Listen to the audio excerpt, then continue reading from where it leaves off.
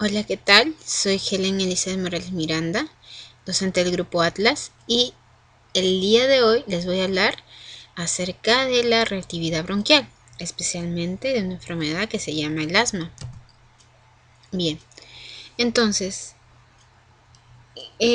hablar de hiperactividad bronquial es hablar de un proceso fisiopatológico anormal dada por una reacción o sensibilidad aumentada del tracto respiratorio, especialmente de la parte bronquial, tanto en niños y también en personas adultas.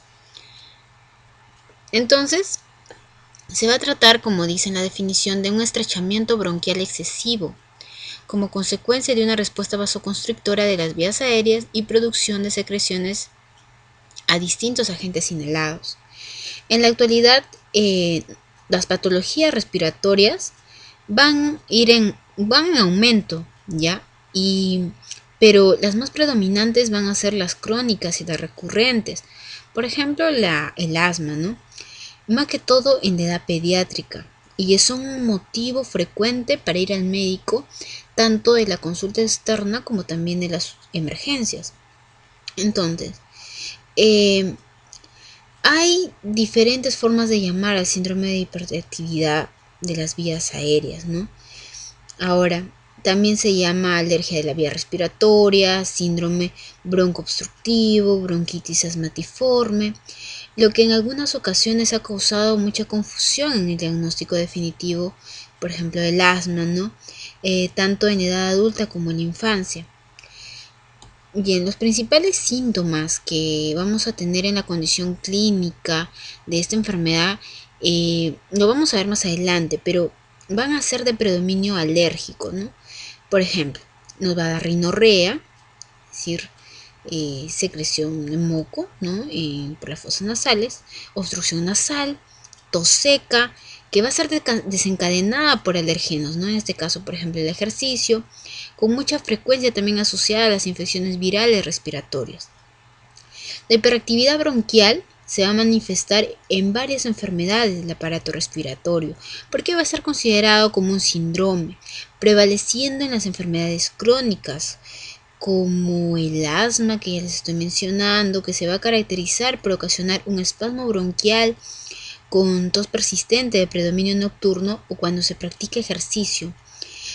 También se va a dar dificultad respiratoria, también vamos a tener presencia de sibilancias, y esas sibilancias va a ser cuando nosotros auscultamos con nuestro estetoscopio en el tórax, en la espaldita del paciente. Entonces vamos a escuchar unos ruidos como tipo silbidos en el momento en que expira, en que se da la expiración.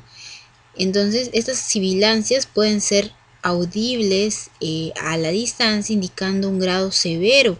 Cuando ya necesitamos eh, auscultarlas, ¿no? Con el estetoscopio, y es un grado severo de obstrucción de la vía respiratoria.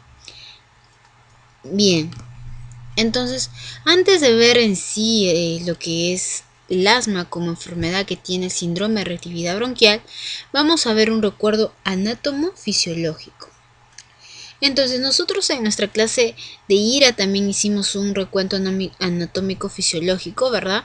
Hablando de las tracto respiratorio superior, del tracto respiratorio inferior, que ya lo hemos mencionado, ¿verdad?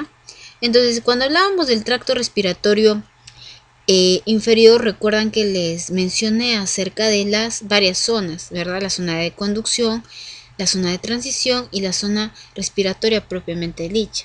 Y si no las he mencionado, las menciono, y que se van a presentar en lo que es el tracto respiratorio bajo, ¿verdad? En la que está debajo del cartílago cricoides hacia abajo. Muy bien.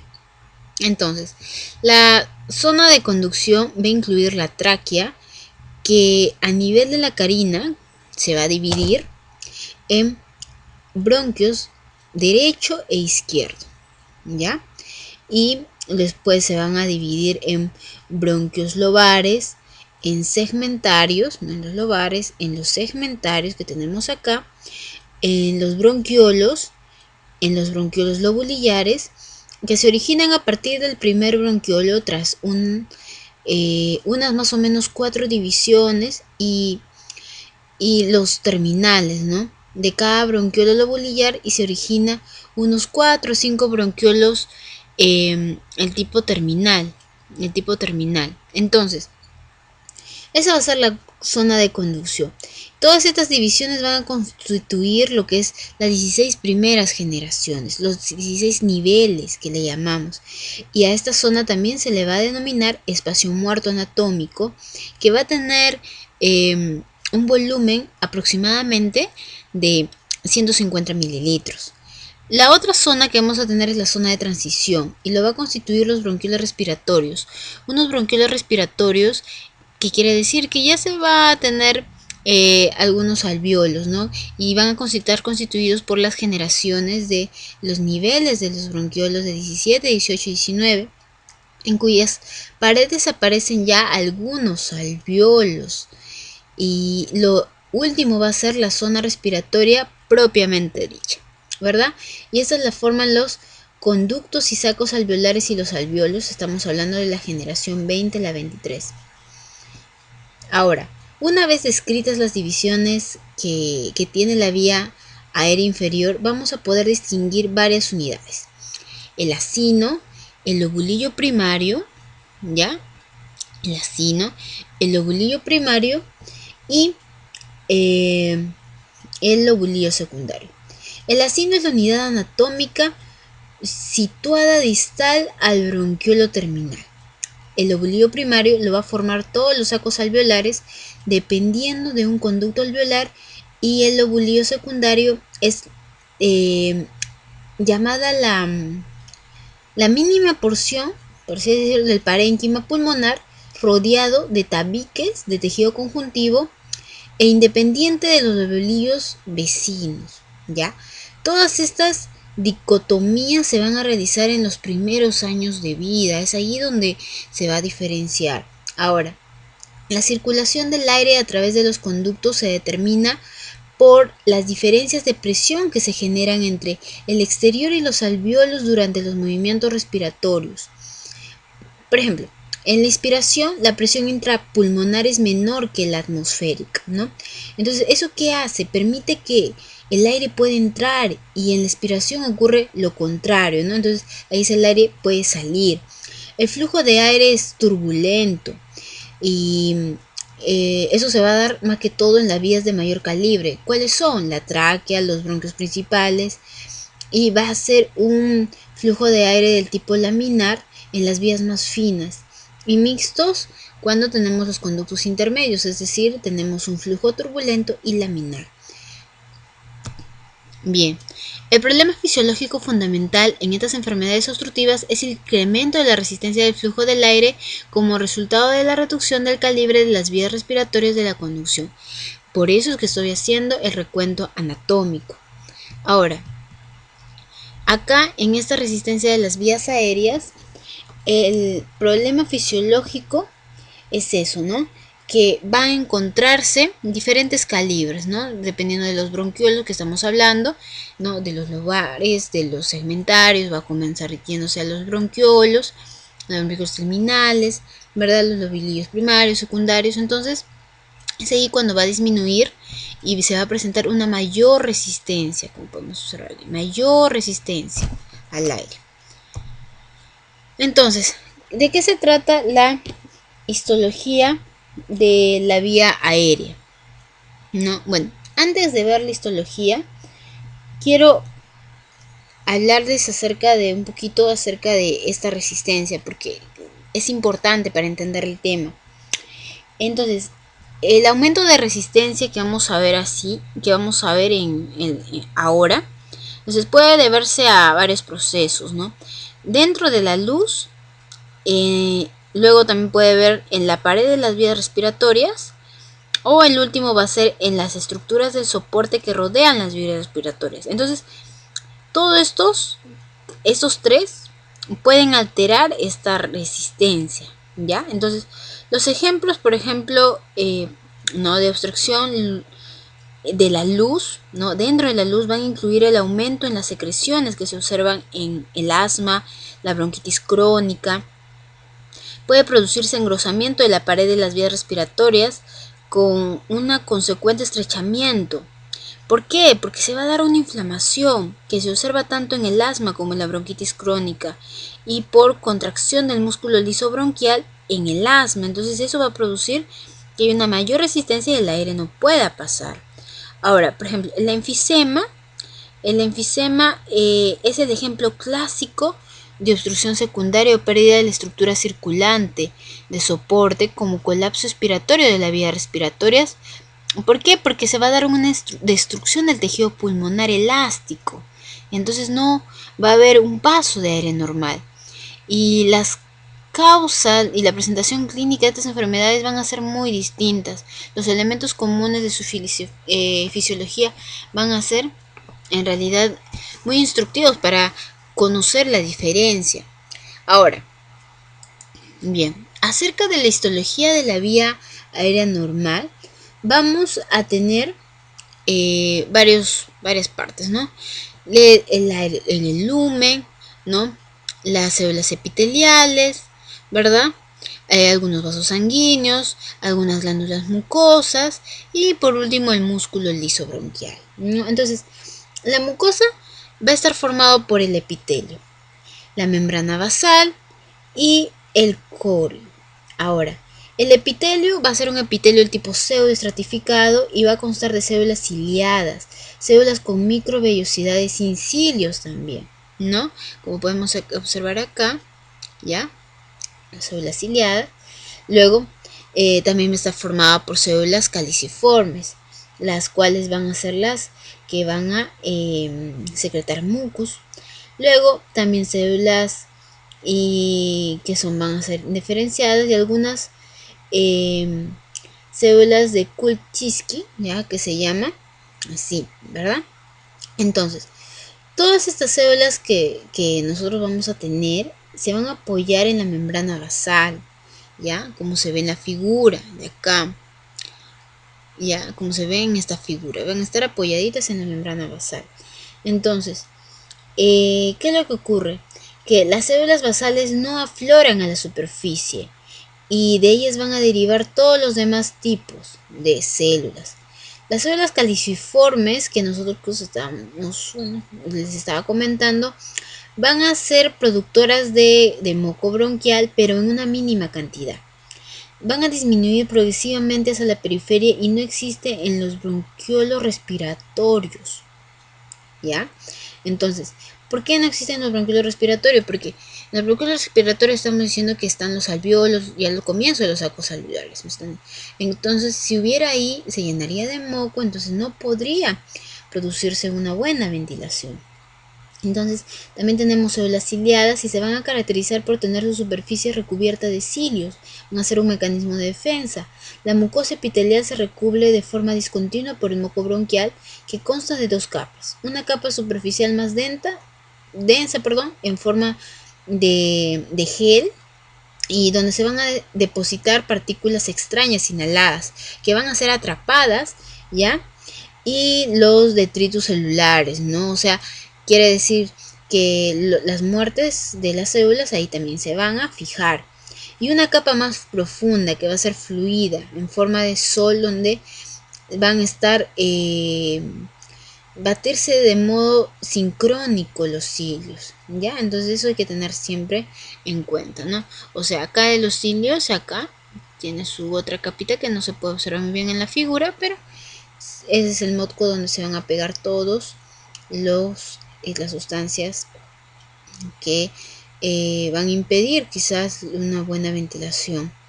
Ahora, bien, entonces siempre recordar, ¿no? Los alveolos, que en su pared alveolar se va a componer de líquido de revestimiento epitelial, un epitelio alveolar y una membrana basal alveolar, siempre teniendo en cuenta eso. También su intersticio, la membrana basal capilar y el endotelio capilar, ¿ya? Ahora, el epitelio alveolar es escamoso, o sea, es ese tipo de epitelio que tiene y va a estar formado por varios tipos de células. La mayoría van a ser células que se llaman neumocitos tipo 1. Esos van a ser más o menos el 95%. Y entre estos se van a encontrar también los neumocitos tipo 2 o granulosos, que van a ser células cuboideas. Ahora, los neumocitos tipo 1 se cree que no van a ser capaces de reproducirse. Los neumocitos tipo 2 son células secretoras. Su principal misión es la producción de surfactante. ¿Qué es el surfactante? Va a ser el que impide el colapso alveolar en la expiración, ¿ya? Y van a estar sumergidos en el surfactante, están los macrófagos con capacidad fagocitaria. Los alvéolos se comunican entre sí por unos poritos, ¿ya? Y esos poritos se llaman los poros de Kohn, ¿ya? Ahora, este surfactante ya, bueno, sabemos que está compuesto por fosfolípidos, no por apoproteínas. Y lo que va a ocurrir es que el surfactante va a aumentar la distensibilidad pulmonar e impide que el alvéolo se colapse. Su síntesis es detectable en el líquido amniótico desde las 34 semanas de gestación. Es ahí donde se da la supervivencia de un prematuro, por ejemplo, ¿no? Y si hay una alteración del epitelio alveolar, o sea, de los neumocitos tipo 2, un defecto de perfusión, la hipoxemia mantenida, en la que disminuyen su producción, el mecanismo implicado en los cuadros de distrés respiratorio del lactante y del adulto, ¿no? Entonces se van a presentar por una manifestación en el déficit de estos neumocitos. Ahora, también es importante recordar la membrana basal, que va a estar formada por el colágeno tipo 4, ¿no? Y para terminar, un recuento del tipo breve, ¿no?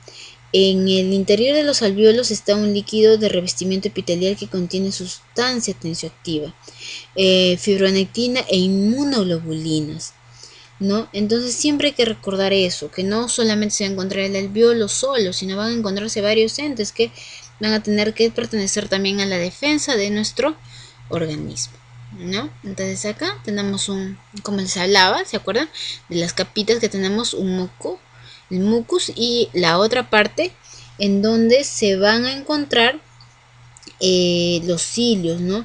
En donde se van a encontrar en forma de sol, donde se van a batir los cilios de modo sincrónico, ¿verdad? Y en cambio acá, en lo que es el gel, se van a depositar las partículas extrañas inhaladas y el detritus celular, ¿ya? Y eso va a ser el músculo liso, ¿verdad? Bien, ahora hablamos de la fisiopatología del síndrome de reactividad bronquial. Entonces vamos a tener una respuesta inflamatoria. Esta respuesta inflamatoria va a estar producida por células y por mediadores. Las células de respuesta inflamatoria van a ser los mastocitos, los eosinófilos, va a ser producida por unos linfocitos que van a ser los TH2, los neutrófilos, macrófagos, los linfocitos CD8. En los mediadores van a estar la inmunoglobulina E, la histamina, las moléculas de herencia celular, las citoquinas, las proteasas, también el estrés oxidativo. Siempre recordar todos esos mediadores que lo vamos a ver. Entonces,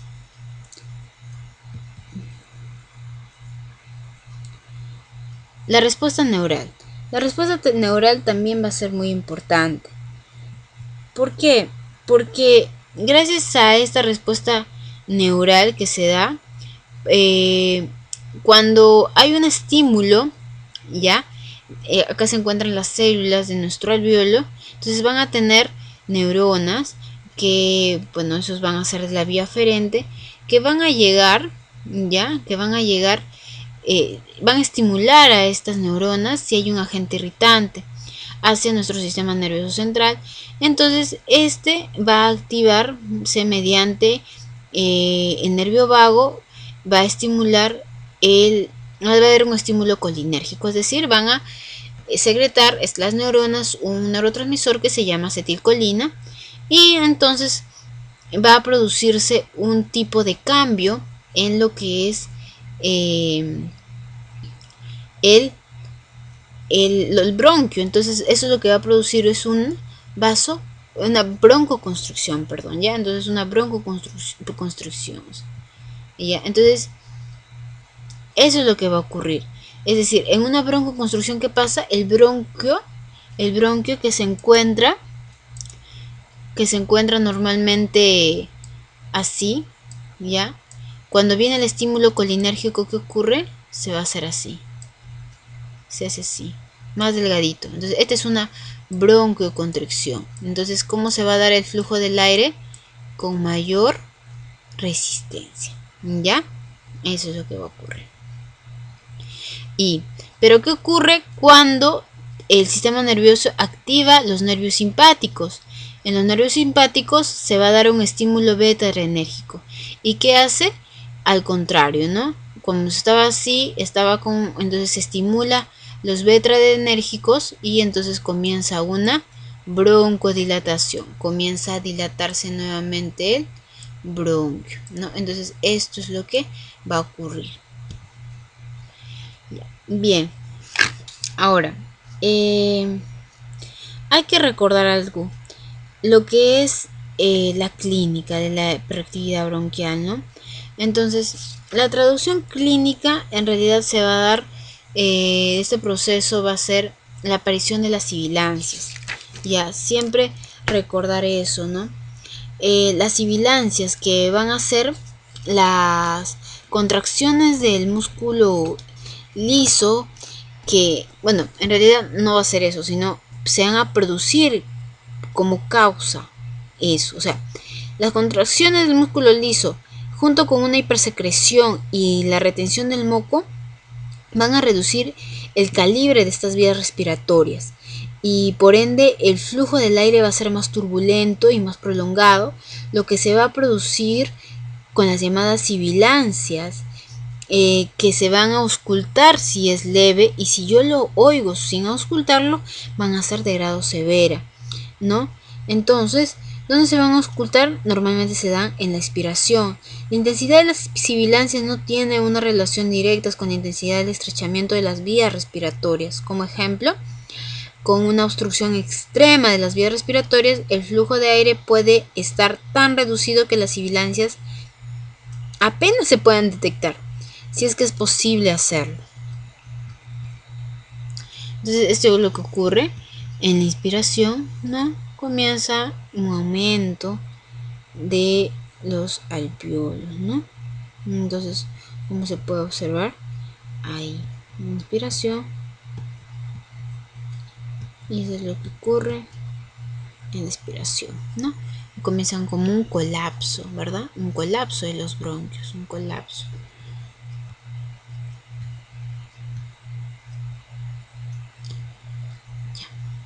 Entonces, ¿cuáles son los estímulos desencadenantes de la broncoconstricción y lo que produce la actividad en lo que es la hiperactividad bronquial? Entonces, estos agentes podemos tener los alergenos, ¿no? Por ejemplo, también tenemos mediadores fisiológicos o farmacológicos de algunas respuestas somáticas en las vías respiratorias. También tenemos alergenos que nos inducen a la inflamación y a la reactividad de las vías respiratorias, que ya se encuentran en individuos sensibilizados, es decir, que ya han tenido contacto con el alergeno previamente, agentes o estímulos físico-químicos exógenos que producen hiperactividad de las vías respiratorias. Ahora, tenemos en este ejemplo el ejercicio, tenemos también el estrés emocional, las infecciones, ¿no? Entonces, también tenemos a la histamina, a la metacolina. Entonces, estas van a ser aspectos muy importantes, estímulos muy importantes que me van a producir que se desencadene la hiperactividad bronquial. Luego tenemos las formas específicas, ¿no? ¿Cuáles son las formas específicas de hiperactividad bronquial, que es un síndrome? Tenemos al asma y tenemos a la enfermedad obstructiva crónica, ¿no? Entonces vamos a ver qué es el asma. El asma va a ser un desorden tipo inflamatorio de las vías aéreas. O sea, va a ser una enfermedad inflamatoria de las vías respiratorias, que se va a producir una obstrucción en estas vías, ¿no? Y que se caracteriza por la presencia de síntomas intermitentes, es decir, que van a estar en un momento, luego ya no van a estar, otra vez van a aparecer, luego ya no van a estar. Entonces, tales como quienes, como las sibilancias, como el pecho estrecho, falta de aire, disnea, tos, junto con una hiperrespuesta bronquial desfavorable. Ahora, la exposición a alergenos definidos o a varios estímulos inespecíficos inician una cascada de eventos de activación celular en las vías respiratorias que van a originar procesos inflamatorios tales como procesos agudos o procesos crónicos que van a ser mediados por un conjunto de complejos e integrados que se van a dar una liberación local de citocinas y otros mediadores, ¿ya? Entonces, ¿qué es lo que ocurre? La liberación de estos mediadores va a alterar el tono del músculo liso de las vías respiratorias, así como su respuesta, y va a producir también, ¿qué cosa? Hipersecreción de moco. Entonces, esto va a lesionar el epitelio de las vías respiratorias. Estos eventos que les estoy hablando van a alterar la arquitectura y la función de las vías respiratorias de manera crónica, ¿ya? Entonces, en realidad el asma va a ser una enfermedad crónica muy frecuente y va a afectar al 15-17% en la mayoría de las poblaciones, ¿ya? Es usual en los niños que se produzca el asma y sobre todo en el sexo masculino más que en las niñas, ¿no? Entonces acá vamos a tener en la patogenia una célula T y una célula B. Esta célula T la va a sensibilizar a la célula B mediante las interleuquinas, ¿ya? Las interleuquinas 13 y las interleuquinas 14. La 4. Entonces, esta va a ser sensibilizada, ¿verdad? Esta has recibido el alergeno y la va a sensibilizar. ¿Para qué? Para que esta se active, esta célula B se active. ¿Y qué hace cuando la célula B se activa? Entonces acá tenemos la actividad. Entonces esta va a producir anticuerpos. ¿Anticuerpos de qué tipo? De inmunoglobulina E. Este es cuando recibe el primer estímulo. O sea, vamos a recapitular. Recibe un primer estímulo, entonces, por ejemplo, el polen, ¿no? Que es bien alergeno. Entonces el niñito recibe el polen y la célula T lo que hace es presentarle a la célula B. Esta célula B en esa primera instancia va a activarse y va a producir anticuerpos. ¿De qué tipo? De inmunoglobulina E. Entonces estos anticuerpos de inmunoglobulina E van a acoplarse a los mastocitos. Estos mastocitos van a tener unos receptores, ¿ya? Para inmunoglobulina E. Entonces, estos receptores lo que ocurre es que se unen los anticuerpos cuando reciben otra vez el antígeno. ¿Qué quiere decir?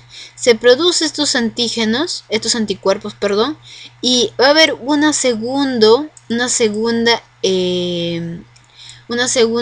contacto con el alergeno. Ya, por ejemplo, en otra ocasión, ya el paciente se ha sensibilizado, ha producido anticuerpos y en una segunda ocasión se vuelve a encontrar con el polen. Entonces, ¿qué ocurre? Ya tiene anticuerpos. Entonces, lo que produce es que esta inmunoglobulina, acá viene el polen, ¿no? Por ejemplo, el polen, y se pega a la inmunoglobulina, ¿no? La inmunoglobulina lo atrapa y se une a los mastocitos con sus receptores, ¿ya? Que están, que van a hacer que en el momento en que esté activado, esto sea un mediador. ¿Y qué ocurre? Este mastocito va a tener en su interior unos gránulos que van a estar formados por histamina, principalmente leucotrienos y citocinas.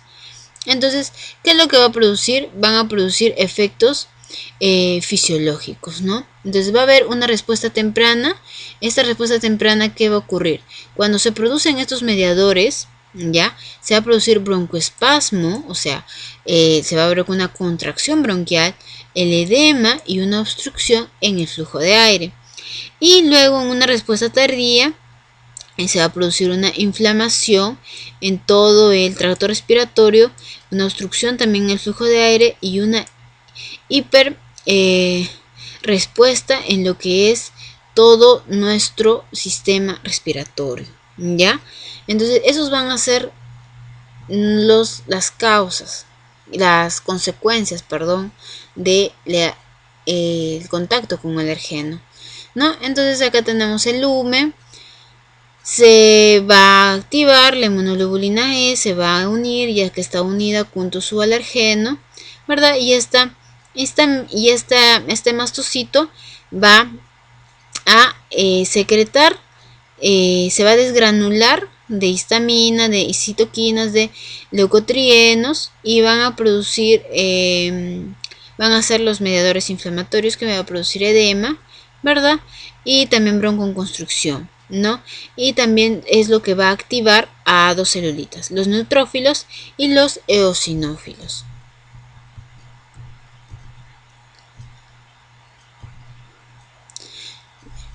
Entonces, al producir esto, estos mediadores inflamatorios, entonces va a hacer que se produzca una disminución de la función de los cilios, ¿no? Y un daño epitelial, ¿ya?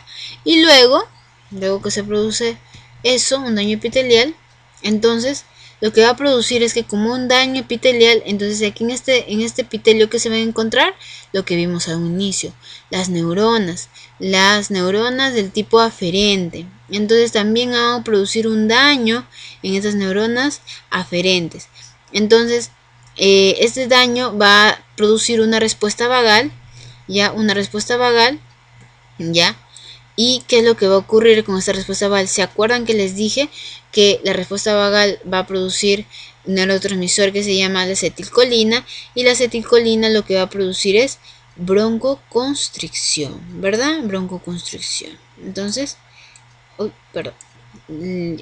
se va a producir broncoconstricción, ¿ya? Entonces también van a estar activos los eosinófilos, los neutrófilos. Ahora, ¿cuál va a ser el rol de los eosinófilos? Como se observa en el gráfico de acá, ¿ya? Acá vamos a tener el antígeno, ¿verdad? Acá vamos a tener nuestro mastocito, acá vamos a tener nuestra célula TH2, las cuales van a secretar interleuquinas, ¿no? Interleuquina 4, interleuquina 5, y esa interleuquina 5 va a ser la importante de acá, en este caso. ¿Por qué? Porque la interleuquina 5 va a ser la interleuquina que va a ser la que active a los eosinófilos. Entonces, nosotros tenemos acá nuestra médula ósea, ¿verdad? Y ahí es donde se van a encontrar nuestras células de tipo granulocítica, en estos casos los eosinófilos. Entonces van a viajar desde la médula ósea hasta nuestra sangre para llegar al alvéolo pulmonar, donde se está produciendo ese tipo de inflamación. Entonces acá vamos a ver, ¿no?, la adhesión por las lectinas, ¿verdad?, las integrinas, y entonces lo que va a producir es que ingrese el eosinófilo hacia el lugar donde se está produciendo la inflamación, ¿no? Entonces se van a activar y también va a producir gránulos proteicos, leucotrienos, como se van a ver, van a activar citocinas. ¿Y qué es lo que va a ocurrir? Que esos eosinófilos van a producir una injuria, ¿ya?, en el tracto respiratorio, un daño en el tracto respiratorio, una injuria bronquial. Entonces, la resultante final de este proceso inflamatorio va a ser la dificultad para el intercambio gaseoso al generar zonas perfundidas sin ventilación. Entonces, como yo les hablé en la clase de IRA, entonces como va a haber zonas perfundidas pero no van a tener ventilación, a eso le vamos a llamar un desequilibrio ventilación-perfusión. Entonces, eso nos lleva a la insuficiencia respiratoria, ¿no? Porque acá se va a producir cantidad de moco, hiperactividad bronquial, y entonces mi presión de oxígeno va a ser muy baja, mi presión de CO2 puede estar normal, ¿ya? Pero, ¿qué es lo que ocurre? Bueno, esto es lo que ocurre normalmente, ¿no? Acá se encuentra mi sangre desoxigenada, y en el momento en que llega acá al alvéolo se va a oxigenar, ¿ya? Se va a oxigenar y mi presión de oxígeno, acá se va a va a aumentar, ¿verdad? Porque se va a ir oxigenando. Pero ¿qué es lo que ocurre cuando tenemos una ventilación disminuida, una obstrucción? Entonces el aire no va a ingresar, se va a encontrar con un obstáculo, no va a poder ingresar. Entonces al no ingresar, miren acá, la diferencia con el de acá. El de acá ingresaba azulita, o sea, desoxigenada, y salía rojita, oxigenada. En cambio acá ingresa desoxigenada, pero como no hay mucho oxígeno porque hay una obstrucción, entonces ¿qué ocurre? También sale nuevamente desoxigenada. O si no, con un poquito solamente de oxígeno, por ejemplo, en un 60%, más o menos. ¿Ya? Entonces va a haber también un desbalance de las TH1, que son unos linfocitos T, pero el tipo H1, y de los linfocitos TH2. Entonces, ¿qué es lo que ocurre? Normalmente las TH1 van a ser los protectores inmunitarios. En cambio, las TH2, las que van a participar presentándolas hacia el linfocito B, son las que van a presentar enfermedades alérgicas, incluyendo el asma. Entonces tenemos fases en el asma, las fases tempranas y las fases tardías, ya que eso también es importante mencionarlas, las fases tempranas y las fases tardías en el asma. Bien, entonces la respuesta frente a una injuria, usualmente un alergeno, en los casos de asma tienen una fase temprana y una fase tardía, ¿no? La respuesta temprana va a tener relación con la hiperreactividad bronquial, ¿no? La hipersecreción de moco, que el músculo liso produzca una broncoconstricción, ¿no? Entonces eso es lo que se va a producir. Entonces, y la respuesta tardía se va a dar fundamentalmente por la inmunoglobulina E que se va a producir como respuesta de que estos linfocitos B que se encuentran activados, entonces liberen este tipo de anticuerpos y los eosinófilos, ¿ya? Entonces eso es lo que se tiene que tener en cuenta. Luego tenemos los mecanismos descritos tienen como consecuencia eso, ¿no? Hiperactividad bronquial se ha visto. La inflamación, el edema de la vía aérea. Entonces nuestra vía aérea, nosotros estábamos observando, ¿verdad? Estábamos observando que se va a dar una injuria. Esa injuria va a producir que nuestro vaso sanguíneo, que se encuentra así, se inflame y que produzca un edema. ¿Ya? Edema, ¿qué quiere decir edema? Que del plasma de acá, de nuestra sangre, comienza a salir. Y acá se encuentran los pulmones, ¿no? Se encuentran acá los alveolos. Entonces, si sale el plasma hacia acá, se produce el edema, se llena de agüita y se produce el edema pulmonar y también el aumento de la producción del moco. Entonces, en el asma crónica también tenemos que tener en cuenta un proceso que se llama el proceso de remodelamiento. ¿Qué es este proceso de remodelamiento? Va a ser un proceso por el cual se va a generar cambios permanentes en la estructura de la vía aérea. No va a ser lo mismo, ¿ya? No va a estar lo mismo, no se va a producir la misma hematosis que debería darse. Y se debe a la perpetuación de los mecanismos señalados previamente, o sea, los mecanismos de hiperreactividad que van a producir este remodelamiento. Entonces, ¿qué se va a dar? Primero, el engrosamiento de las vías aéreas, engrosamiento. Luego, el incremento del tejido submucoso, músculo liso y la adventicia. Luego, también va a haber una disminución de la función ventilatoria a largo plazo, ¿no? Entonces, acá tenemos un epitelio normal, una membrana basal no engrosada, no hay infiltrado celular, se encuentra totalmente normal. Pero ¿qué es lo que ocurre en la parte de abajo, en el escrito de lado B? Entonces tenemos que un epitelio que va a tener hiperplasia de células caliciformes, ¿verdad? Va a haber una hiperplasia de células, muchas células caliciformes, una membrana basal que se va a encontrar muy engrosada, miren, la parte azul, acá miren cómo es la parte azul delgadísima, ¿no? Acá la membrana basal se encuentra muy engrosada y el infiltrado de células que se encuentran acá, ¿ya? Entonces se tiene que tener en cuenta muchas veces eso. Luego también tenemos la otra enfermedad que va a ser la enfermedad pulmonar obstructiva crónica o también llamada EPOC. Entonces también va a haber una obstrucción persistente en esta enfermedad de lo que es el flujo el flujo aéreo. Entonces, ¿de qué se va a tratar esta enfermedad que se llama enfermedad pulmonar obstructiva crónica? Se va a tratar de dos entes. Va a ser la unión de una bronquitis crónica con un enfisema. Entonces, esta enfermedad pulmonar obstructiva crónica va a ser un término que intencionalmente se va a emplear para referirse a estos procesos caracterizados por la presencia de bronquitis crónica y en lo que es la enfisema, ¿no?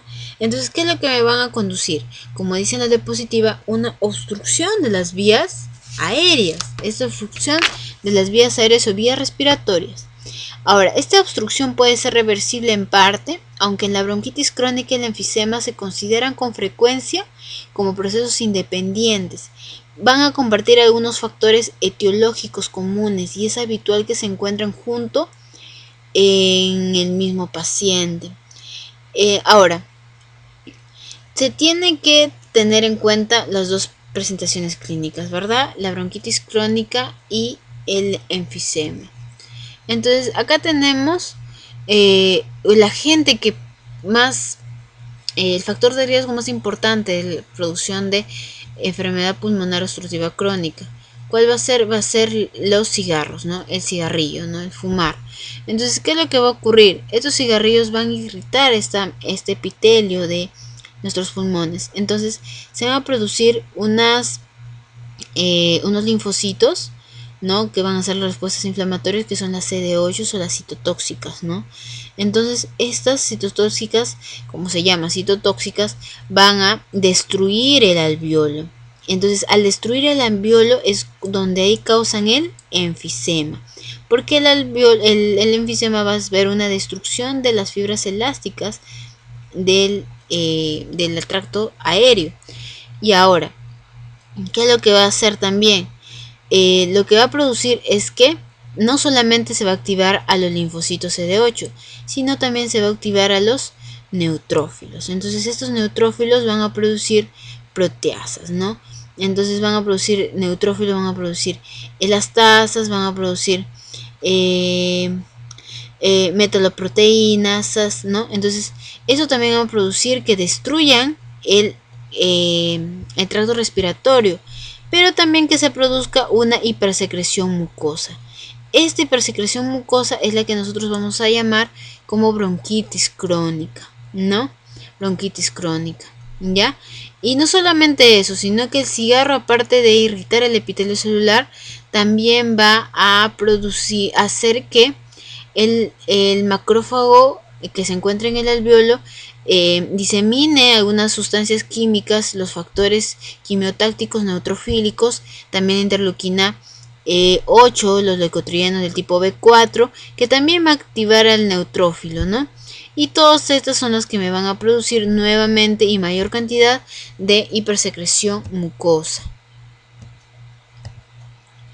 Bien, entonces el estrés oxidativo, como también les mencioné, en el EPOC va a ser muy importante porque gracias al consumo de cigarrillos van a producir inflamación celular, van a producir un decrecimiento en las antiproteasas, ya, por ejemplo, el alfa-1 antitripsina, que es una antiproteasa.